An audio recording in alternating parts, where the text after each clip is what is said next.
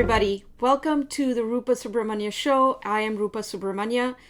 Today, we'll be talking about the aggressive pushing to the forefront of the transgender agenda by woke leaders like Joe Biden in the US and our very own Justin Trudeau. Both Biden and Trudeau, for example, declared March 30th as Transgender Day of Visibility.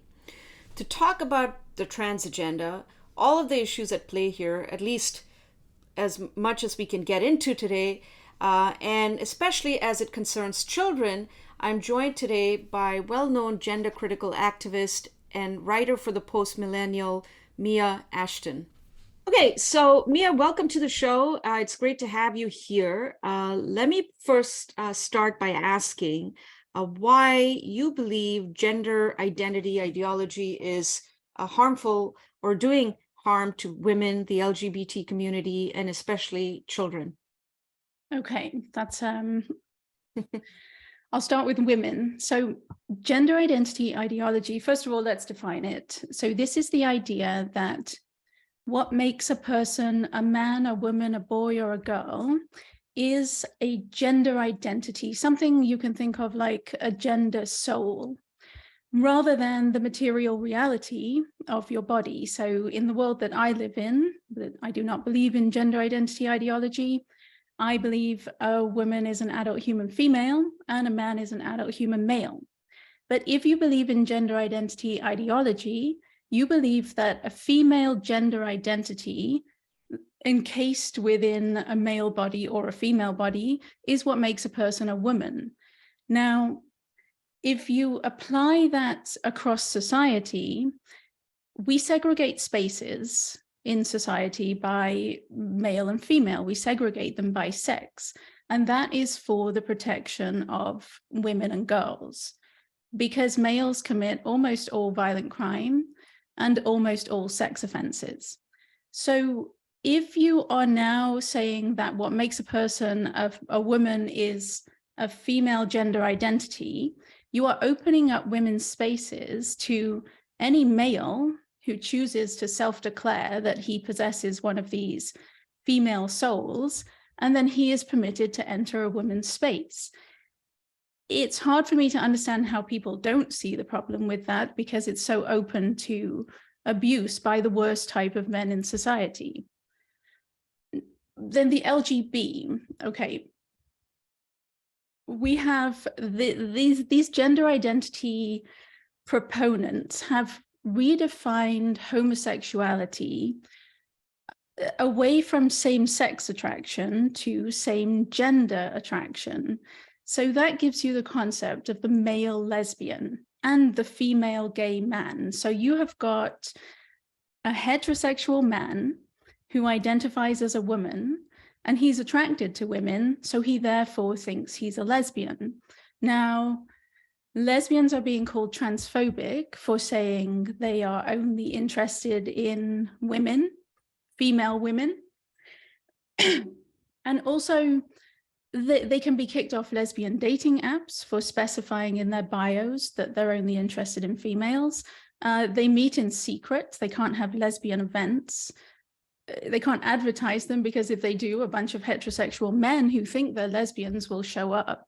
And the same goes in the other direction for gay men, but to a lesser extent. There are some women who identify as men who think they are gay men, and they are invading gay men's spaces as well.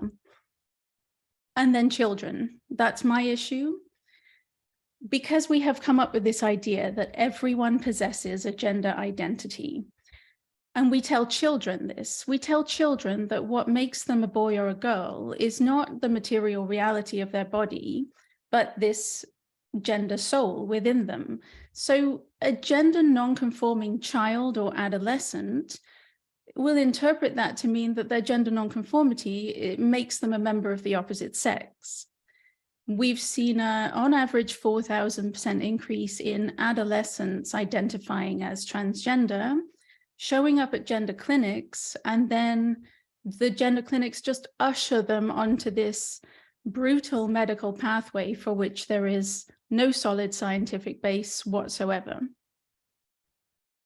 Yeah. So how did that? Let's stick with children because that um, the basic premise, at least as far as I'm concerned, is that if you're an adult, do whatever you want. But when it comes to children who have no agency, that's when it becomes problematic.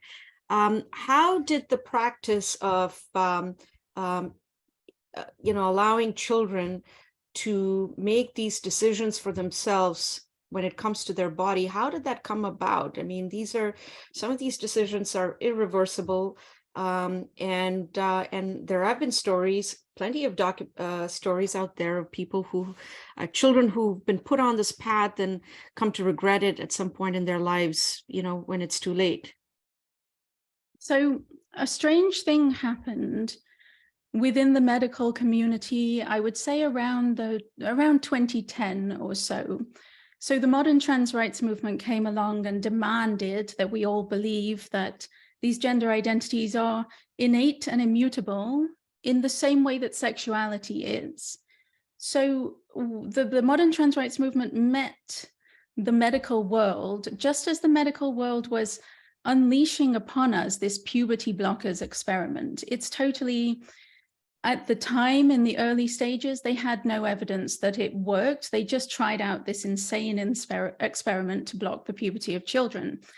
But when the two events met, all hell broke loose, basically. We have major medical associations got captured by the ideology of the modern trans rights movement and bought into this idea that the gender identity is innate and immutable. And therefore, the only option is to affirm it and then put the children onto this experimental medical pathway.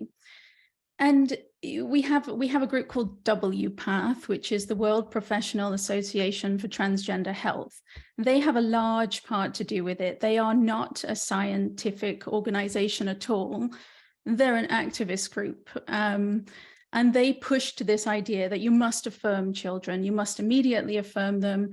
They view psychotherapy and helping a child accept their body as being conversion therapy, and only a medical route is possible. So people don't understand that the medical world can be captured in this way. But if you read into medical history and all of the past medical scandals, you can see that this is just another one in a long, long line of medical misadventures. Right. I mean, if you want to talk about eugenics, for example, that would be a great example of that. How much of this, Mia, has to do with that this is actually a profit-making thing for doctors, especially in the U.S., where they don't have socialized medicine? How much of this has to do with ideology? How much of this has to do with making money? In my opinion, it started off purely ideological. I do not believe that anyone came along and saw a golden opportunity to make an awful lot of money on sex changes for children. I don't believe anyone saw that and deliberately set it in motion. I think it is just when an ideological movement met the medical world in a stage when they were experimenting with something. And I think they were rather excited at the prospect of child sex changes, and the two met, and then disaster struck.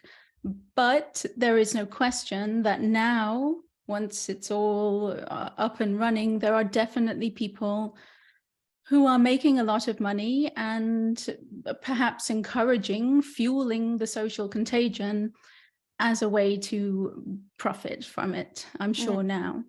Yeah, well, we'll talk about social contagion in a little bit, which is fascinating and I think really central to this issue. But let's go back to women. As you noted, women also suffer immeasurable harm when it comes to this aggressive transgender agenda or gender ideology agenda. Women increasingly we're being denied our biologically legitimate claim to be called women. And I'm thinking of sports, for example, where so many world records have been set by men who call themselves women. These individuals are obviously bigger and stronger, and so therefore it is not a fair contest, in my opinion, at least. And I'm thinking you 100% agree with me on this. And women are now starting to push against this. And some men are also starting to take a position on this. I don't know if you followed this recent story from over the weekend, where a Canadian, a man in Alberta, Avi Silverberg, decided to make a point by identifying as a woman and shattered a world record, I think, in powerlifting. Do you see the battle in sports as possibly one of the front lines on the trans issue right now? I do, because it's so visible and it's so obvious. It's quite remarkable that we got to this place where people thought that men could fairly compete against women. That's an incredible thing. But because it's so visible, because I think a lot of the other harms to women, they occur behind closed doors. So if you've got a man identifying as a woman and entering a rape crisis shelter, that's not going to hit the news. That's not going to make headlines. It's happening behind closed doors. And it's happening to society's most vulnerable women who don't really have a voice. But the sports thing is just it's so obvious, and it's so out there, and it's so in your face, and it's usually ludicrous. It's usually an enormous man competing against petite, very athletic, but much smaller women. So I have hope that the sports thing will, anything to bring this to the attention of as many people as possible, because Canada has done a remarkable job of just ignoring this for the best part of a decade, just pretending it's not happening. So sports is a good way to get it out there. Well, let's stay with women, and let's talk about Kelly J. Keane, and who's also known as Posey Parker. She's a mother. She's a women's rights activist from the UK, and she's been traveling internationally on her Let Women Speak tour, where she wants to give women a platform to speak in defense of what a woman is, And recently, while she was in New Zealand, she ran into some trouble. You had all of these activists basically mob her. She was doused with tomato soup. New Zealand's immigration minister said that he would prefer if she never set foot in New Zealand. Called her views abhorrent, and said something about her being vile, or that she was being surrounded by vile people, including white supremacists. It's almost like women are once again fighting for our basic rights, as basic as what a woman is. What is going on here? How did things come to this point where leaders are basically okay with women being treated this way? Well, if you look at what Kelly J. Keane's views are, it's basically, she believes women are adult human females. She believes that it is impossible to change sex, and that if you are born male, you will die male, and at all times in between, you do not belong in female spaces. Now, 10 years ago, these would not have been controversial views. Now they are about the worst thing that a woman could possibly say. We are not allowed to define ourselves. We are not allowed to call women women and men men. We are not allowed to say that we would like the privacy and safety of female-only spaces. And she says it, and she has been saying it for years, and she came up with the genius idea of hosting these events to allow other ordinary women also to say it. And that makes her public enemy number one. That makes her, you see, the New Zealand thing was because she had been in Australia just in the days running up. And at the Melbourne event, neo-Nazis showed up. Now, the neo-Nazis did not show up. They were not invited by Kelly J. They did not show up even to support Kelly J or the women. Neo-Nazis are not exactly known for their stance on women's rights. From what I can understand, the neo-Nazis showed up because Antifa were there. Antifa were there. They protest every women's rights events. They really do not want women to speak. So it seems the neo-Nazis showed up to protest the counter-protest rather than to support the women. And then the New Zealand mainstream media had a field day with that. And they painted her as basically a white supremacist and a Nazi. And then, yes, the 2,000 strong mob of hatred crushed in on her. It was a very distressing thing to witness, especially when you take it back to why she was there, just to let the women of New Zealand speak and explain why they feel gender identity ideology is harmful. I was not there, neither were you, but what do you think is the level of support for someone like a Kelly J. Keane, even in a place like New Zealand, which seems to have really gone to the other end of the spectrum here when it comes to these issues? What is the level of support someone like a Kelly J. Keane has these days? I would say all over the world now, it's increasing exponentially. New Zealand, you see, I've long thought that Canada was the worst place to be a woman in respect to the gender identity stuff. But I think perhaps I was wrong about that. Perhaps New Zealand does win that prize. So it's hard to tell how much support she had prior to Auckland, but I would think she has an awful lot more now, because perhaps Canadians definitely don't know how serious this is, how serious gender is impacting women. And I suspect perhaps New Zealand was the same. If you don't have a mainstream media willing to put this out in the open and discuss it, normal people might not know it's happening.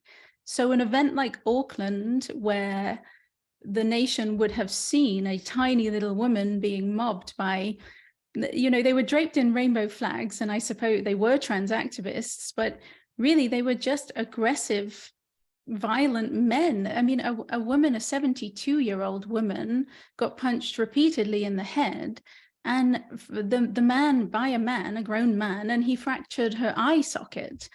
So if you see scenes like that, I think it brings it to the front that this is a really vile, misogynistic movement that is definitely a danger to women. Yeah. Let's turn our attention to gender dysphoria and transitioning among young people.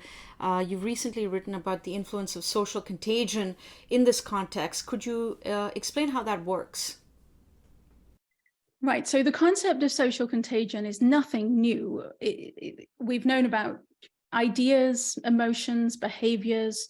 They are contagious. That's what it means to be human. You can see social contagions happening all around you at all times.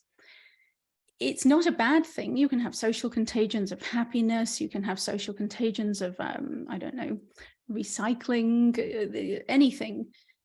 But the social contagion of gender dysphoria, you can see there are people who deny that it's a social contagion, and that's mind-blowing to me. But if you look at the referrals to pediatric gender clinics, there are plenty of graphs out there. And so in the years prior to 2015, there were almost none. Almost no children suffered from gender dysphoria. And the ones who did were typically male children, and their discomfort with their gender started from a very early age. Then in 2015, you see a sudden spike. You see exponential growth of referrals to gender clinics. And all of a sudden, it's almost all adolescent girls, it's teenage girls. Their gender dysphoria started suddenly at puberty, almost always after spending an awful lot of time online. And they typically have one or more psychiatric comorbidity, a mental health issue that coexists with the gender dysphoria, very often preceding the gender dysphoria. So it would be something like self-harm, anxiety, depression, eating disorders. A disproportionate number of them are on the autism spectrum as well. So almost all social contagions throughout history have been observed to affect predominantly teenage girls and young women. And that's exactly what we're seeing with this one now. And you just have to look at the messaging that these girls are receiving. If you go online, you can find thousands upon thousands of young women, teenage girls and young women on TikTok, showing off their mastectomy scars, talking about how wonderful taking testosterone is, and making transitions seem fun and exciting and cool. There's the same thing going on YouTube. They're getting these messages from schools. The schools will celebrate anyone who comes out as transgender.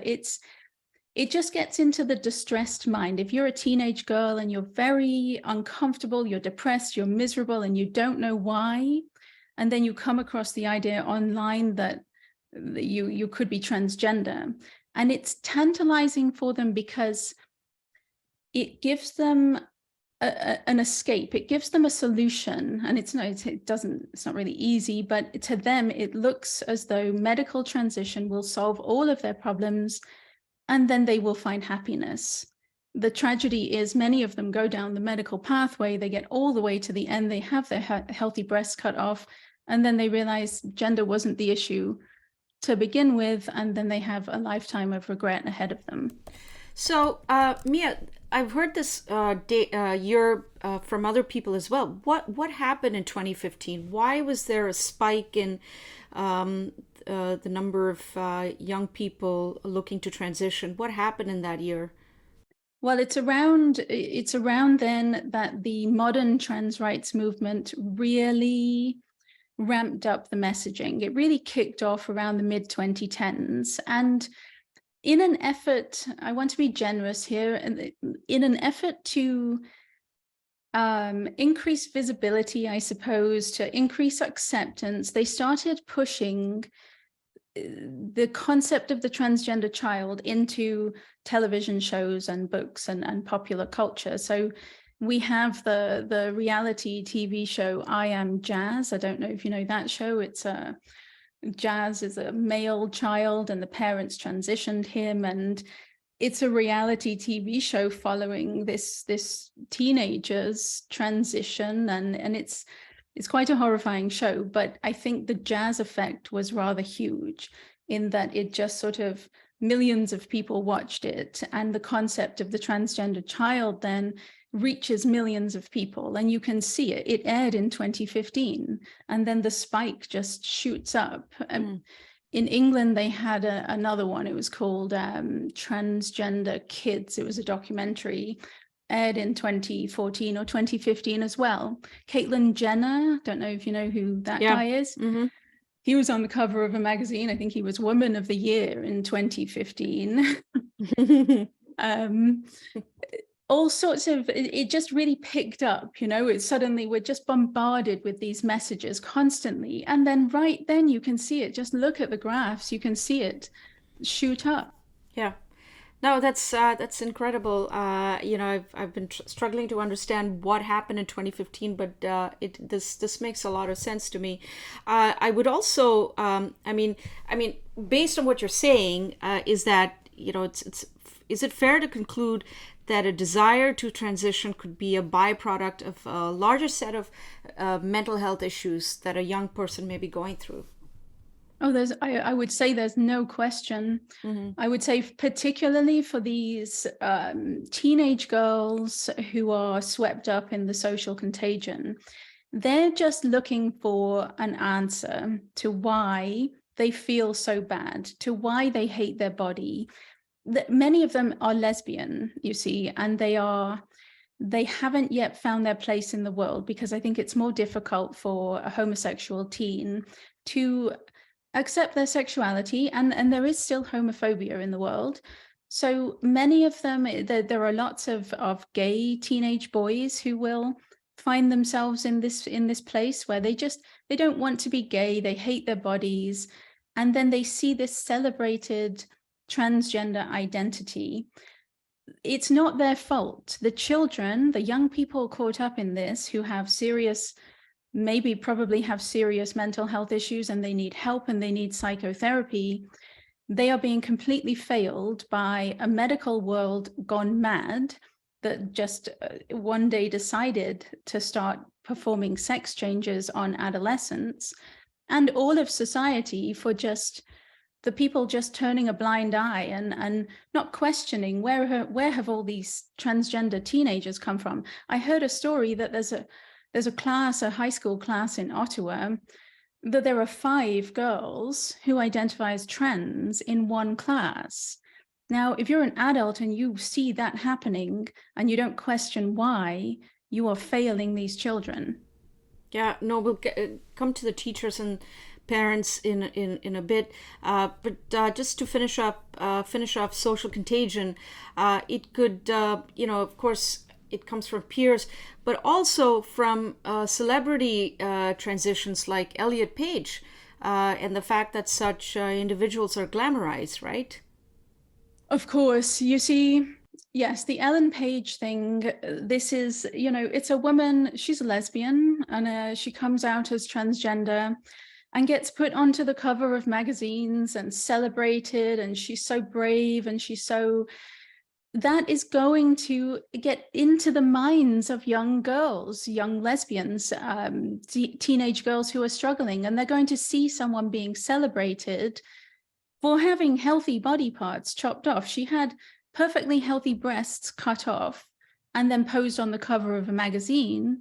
And we all, for some reason, celebrate that as if that's a wonderful thing and not absolutely barbaric. Yeah.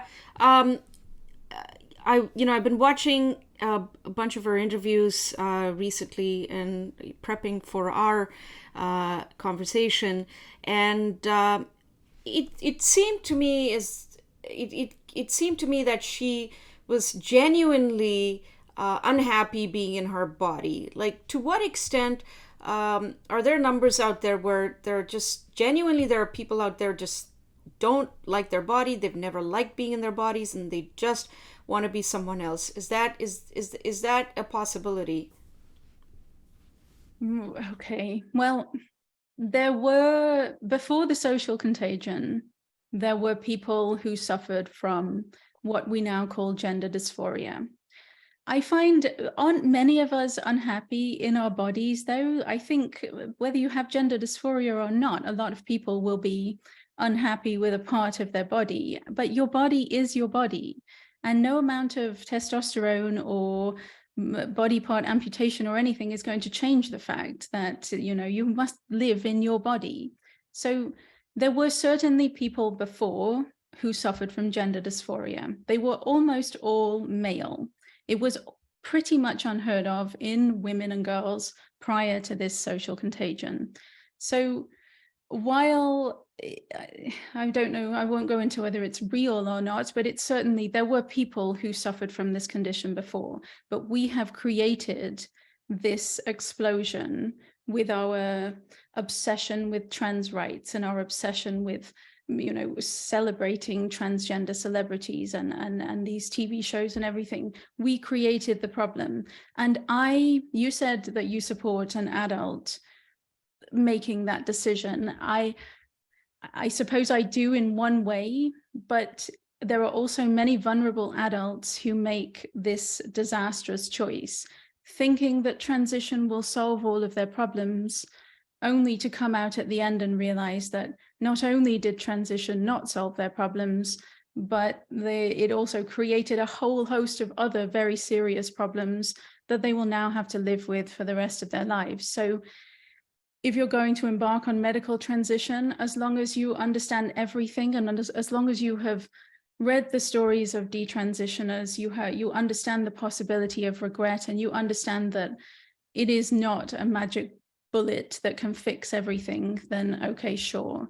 But I don't think people are being prepared for what medical transition really is these days in clinics.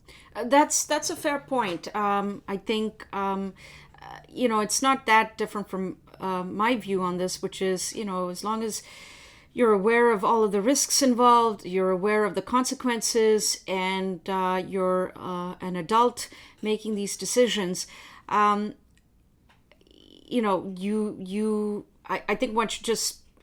You may not like the decision. I mean, I may not like that decision for you, but surely you're not suggesting as an activist that these procedures should just be banned, right? I'm not saying they should be banned. There was a I think he's a psychiatrist who used to work at the very controversial, soon to be closed Tavistock clinic. Mm-hmm. And he used to run a group for people wanting to transition and people who regret their transition. And he put the two together.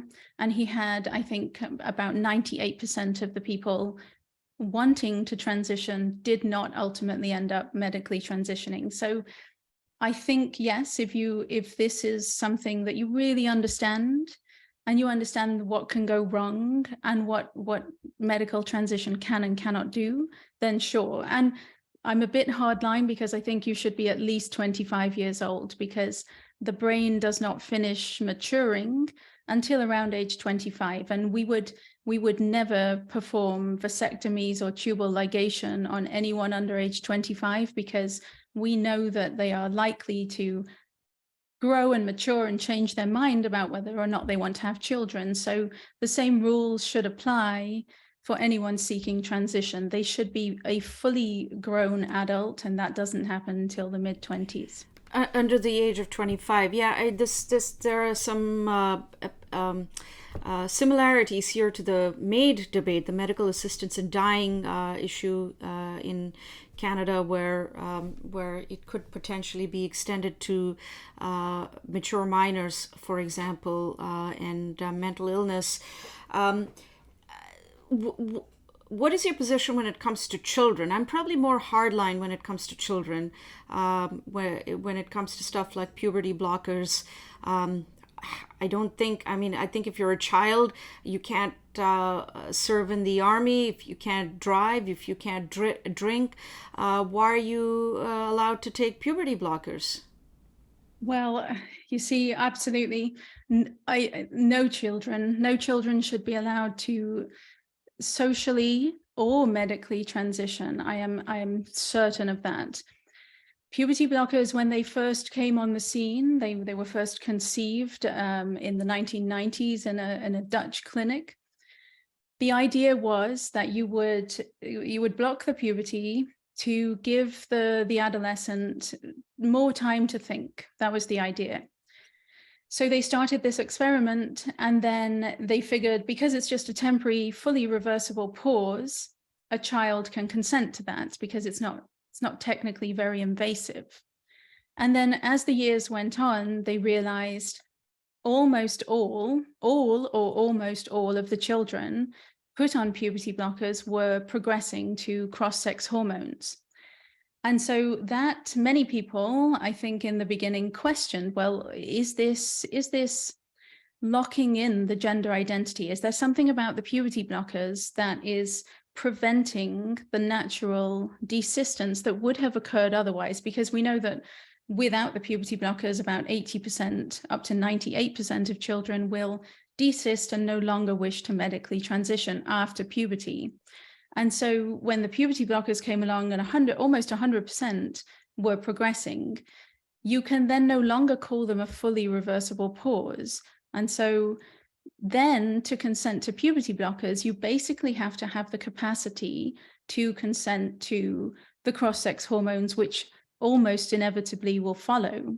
And a child cannot consent to that. It's simply impossible, because with the cross-sex hormones comes chemical castration. It comes infertility, it comes permanent changes to the body. And then you're locking in the gender identity that they have as a child that would almost certainly have passed had you allowed them to just grow and mature. So no, children absolutely cannot consent to the medical pathway. And they should not be socially transitioned either, because if you tell a little boy that he's a girl, and then you raise him all the way through childhood telling him he's a girl, lying to him, what's going to happen when he gets to puberty? Of course, he's going to want the medical pathway because he's been told all his life that he's a girl. That's very detrimental as well. Yeah, no, absolutely. So that's a good way to transition to the role that parents and school counselors play in this when it comes to trans issues. It seems that in an increasingly woke school system here in Canada, teachers and guidance counselors counselors are supporting or maybe even encouraging transitioning by confused young people who are way below the age of majority. These people, as I said earlier, can't vote, but apparently they can make these irreversible, life-changing decisions regarding their bodies, which, of course, some then come to regret. Do you think there's a failure here of our institutions? I think there's an enormous failure. It's incredible that you see in schools all across Canada, they will allow your child to change their name, pronouns, everything, to basically socially transition at school, and they won't even tell the parents. They'll keep that a secret from the parents. So that's an enormous betrayal of trust on the part of the school. And at the same time, of course, they're bombarding them with gender identity ideology in the classroom. So they will be teaching them that, this gender soul is what makes them a boy or a girl. They'll be confusing them when they're very small children, sort of untethering them from reality. And then when some of these children fall into the idea that they are a member of the opposite sex, the schools will actually facilitate their social transition without telling the parents. Now, if you look at social transition as being a very powerful psychotherapeutic intervention that alters the course of a child's life, it's quite remarkable that teachers are allowing that to occur without even bothering to tell the parents. They're keeping it a secret. They make out that it's a safety issue. They think that if the child felt comfortable telling their parents, then they would tell the parents. And the fact that the child doesn't feel comfortable means that the parents are in some way abusive. That's the sort of warped way of thinking. But no, what is happening in our schools is truly atrocious, and parents need to be aware of it, because many parents don't understand until they find out that their daughter has been going by a male name and a male pronoun for a whole year. By that time, if the daughter has been living as a boy for that amount of time, the gender identity again can sort of concretize in her mind, and it's going to be very difficult then to take her off that path and avert the need for medical intervention. Yeah, I've heard this from many parents who are just they feel defeated. They feel like this is something that the schools should have been. I mean, as parents, they're increasingly in a situation where they have no control over their of their offsprings, right? And schools are just kind of playing along with this, and it is quite horrific. Let's change gears a little bit, and we'll talk about the Biden and Trudeau declaration of the Trans Day of Visibility. March 30th, I think, is the Trans Day of Visibility. I think I saw you reacting to Justin Trudeau's tweet a few days ago, and you found the verbiage was over the top. Biden went so far as to call trans people among the bravest people he knows. What do you make of this claim that trans people are among the bravest? I often associate bravery with people who've laid down their lives for their country, survived civil wars and natural disasters, or for that matter, losing their livelihoods by acting on principle like vaccine mandates. How do we understand this claim that trans people are so brave that they need their own day of visibility? Well, I mean, first of all, how can they possibly need their own day of visibility? Every day is Trans Day of Visibility. We are constantly bombarded with the messaging all the time. But yeah, this idea that to come out as a member of the opposite sex, to be a man invading women's spaces, to be a man demanding that everybody call him a woman and use she, her pronouns is somehow an act of bravery is it's ridiculous, but it's something I would expect from Biden. It's with the trans community, with the trans movement, we always have to participate in this rapturous celebration of transgender people. This is not, they claim they want equal rights. They claim that they're just an oppressed minority and they're fighting for the equal rights that they so deserve.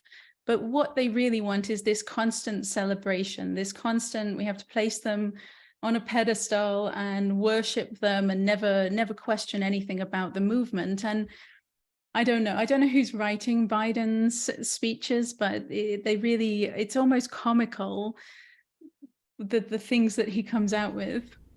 Or the claim by the trans community that they're facing genocide, which is a very charged claim to make, because genocide has a very specific meaning, and you don't just toss that word around just like that. Why do you think that leaders like Biden and Trudeau are pushing on this issue so aggressively? Look, they're politicians, and at the end of the day, and most trans people, I imagine, would be voting for them anyway. So why are they pushing on this issue so aggressively? They just, when it first appeared in the sort of mid-2010s, I suspect that the political left saw it as a sort of easy way to virtue signal and demonstrate what good progressive people they are.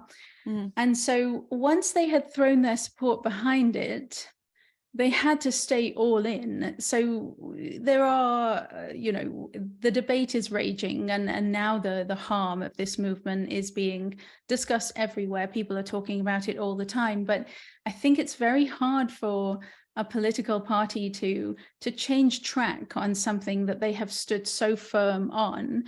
And as well, if you look at the transgender community will not tolerate anyone even suggesting that there's something amiss and maybe chopping the healthy breasts off 16-year-old lesbians is a bad thing. Like, if anyone even suggests that, the trans community with their viciousness, the trans activist community with their vicious, aggressive, sort of authoritarian control of speech, they will pounce on them, and they will attack, and they will vilify. So they've supported what I think they thought they were supporting, the next gay rights. And they lazily threw their support behind it without actually really understanding what it was they were supporting. And now they seem to just, they can't change track. They're stuck with it. Yeah. And trans issues seem to be, it seems to be most common here in the West, especially the progressive Anglosphere.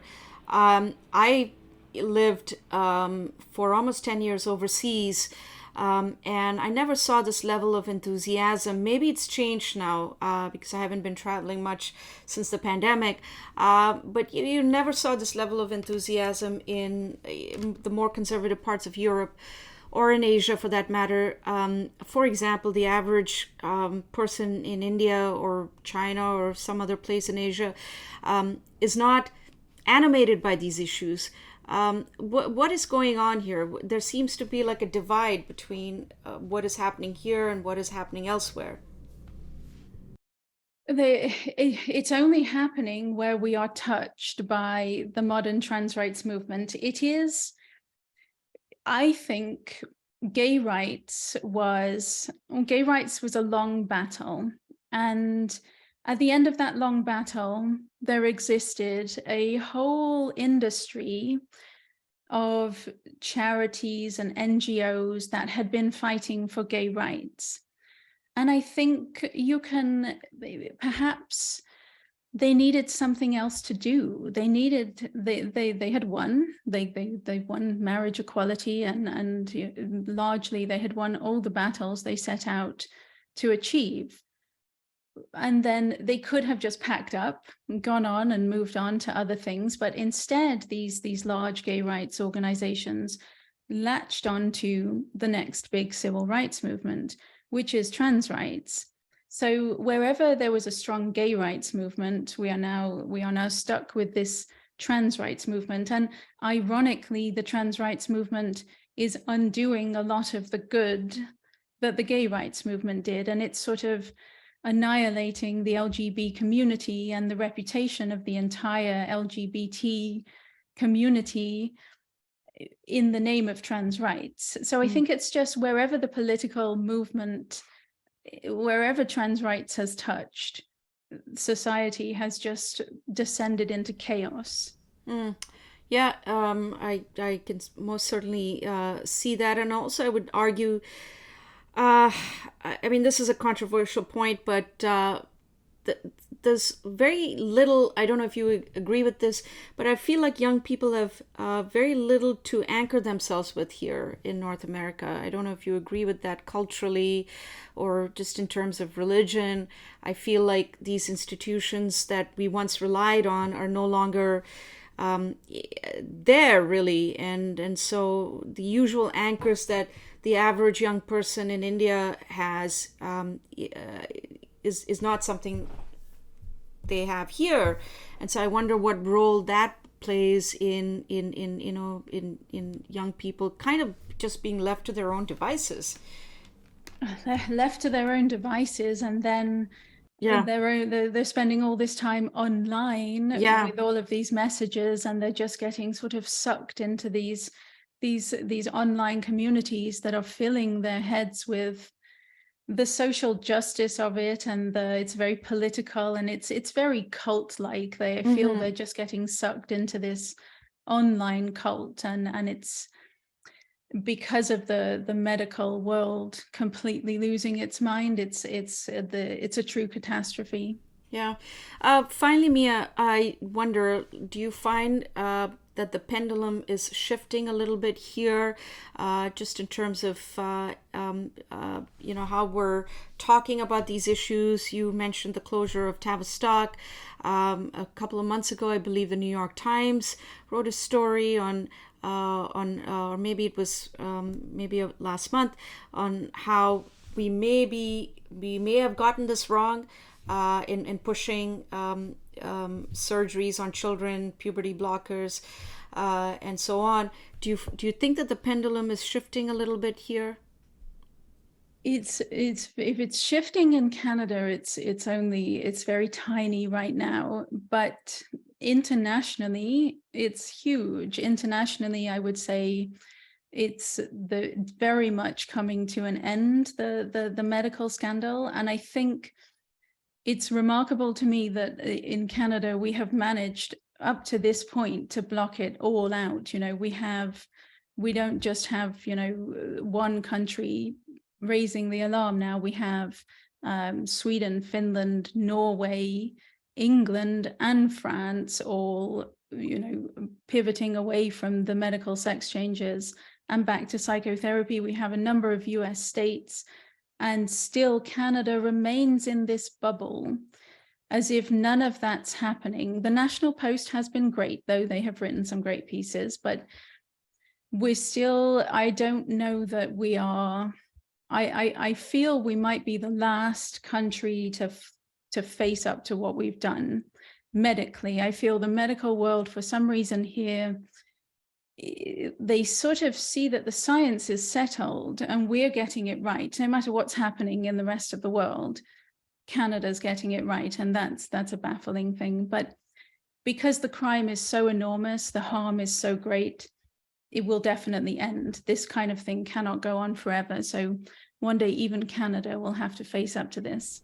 It will have to. Canada is always an outlier, as I said that many times in the context of vaccine mandates and pandemic measures. We were one of the last countries to get rid of these things, and so I'm not at all surprised that Canada continues to remain an outlier on this issue as well, and I hope that changes soon. I would like to thank you, Mia, for coming on the show and for giving us your insights, and it was incredibly informative for me, and I'm sure it was for our viewers as well, our viewers and listeners, and I hope to have you back here. I'm sure it'll happen sometime soon, and for another engaging discussion.